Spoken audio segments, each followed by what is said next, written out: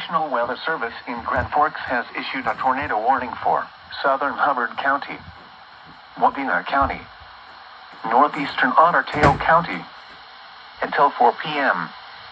At 3:23 p.m., severe thunderstorms capable of producing a tornado were located along a line extending from near Hubbard to near Hillview to near New York Mills, moving east at 25 miles per hour.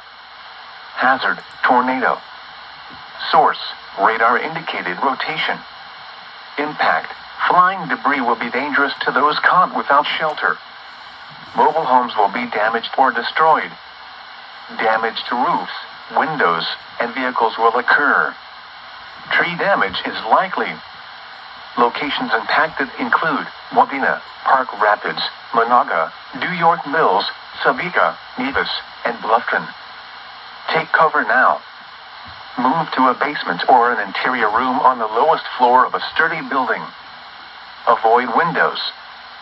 If you are outdoors, in a mobile home, or in a vehicle, move to the closest substantial shelter and protect yourself from flying debris.